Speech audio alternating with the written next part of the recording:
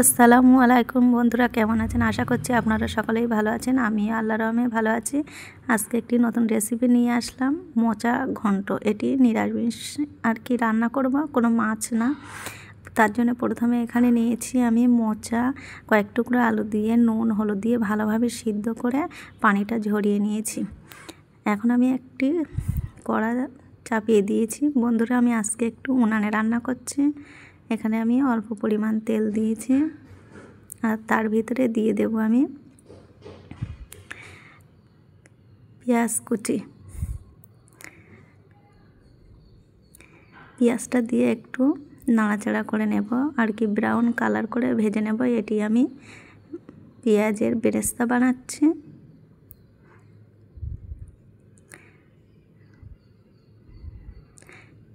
এখানে আমার ভাজাটা হয়ে গেছে, ব্রাউন কালার হয়েছে। দেখুন, একদম বেরেস্তা রেডি হয়ে গেছে। এখন আমি তুলে নিচ্ছি। এখন আমি ওই তেলেতেই আর কি মোচাটা ভাজা করে নেব। তার জন্য প্রথমে দিয়ে দিচ্ছি পেঁয়াজ বাটা, দিয়ে আবারও একটু নাড়াচাড়া করে নিচ্ছি ভালোভাবে। আর দিয়ে দেবো কাঁচা লঙ্কা। পেঁয়াজের সঙ্গে লঙ্কাগুলো ভালোভাবে আমি নাড়াচাড়া করে নিলাম।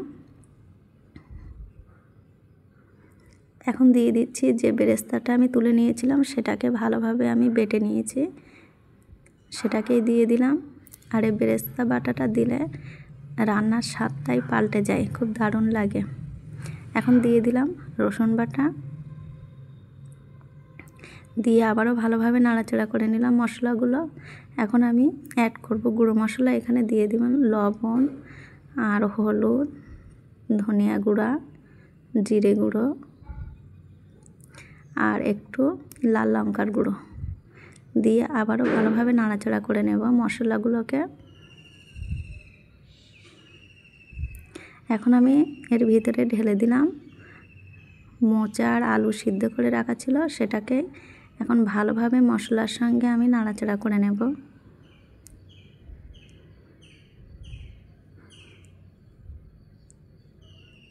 ভালোভাবে এখানে আমি নাড়াচাড়াও করে নিলাম। এখন দিয়ে দিচ্ছি চিনি। এটি আর কি স্বাদটাকে ব্যালেন্স করবার জন্য আমি চিনিটা দিয়ে দিচ্ছি। আর মোচা যেহেতু একটু কষ টাইপের হয়, সেই জন্য চিনিটা অবশ্যই দিতে হবে, না হলে টেস্টটা ভালো আসবে না। তার ভিতরে দিয়ে দিলাম দুটো তেজপাতা। আর বন্ধুরা বলি, যে কাপে করে আমরা চা খাই, সেই ছোট্ট কাপের 1 কাপ আমি এখানে পানি দিয়েছি, ভিডিওতে দেখানো হয়নি। আর তার ভিতরে দিয়ে দিলাম দুটো শুকনো লঙ্কা। আমি এখানে পানিটা দিয়েছি যাতে করে আর কি মশলাগুলো মোচার সঙ্গে ভালোভাবে আর কি মাখো মাখো হয়, সেই জন্য দিয়েছি। আর শেষে আমি দিয়ে দিলাম 5 ফোড়ন ভাজা করে গুঁড়ো করে। এখন দেখুন বন্ধুরা কেমন হয়েছে, একদম রেডি হয়ে গেছে আমার মোচার ঘন্টর রেসিপিটি। তাহলে বন্ধুরা, আমার রেসিপিটি এই পর্যন্ত। আবার পরে ভিডিওতে দেখাবে। ততক্ষণে সকলে ভালো থাকবেন আর অবশ্যই আমার চ্যানেলটিকে সাবস্ক্রাইব করবেন।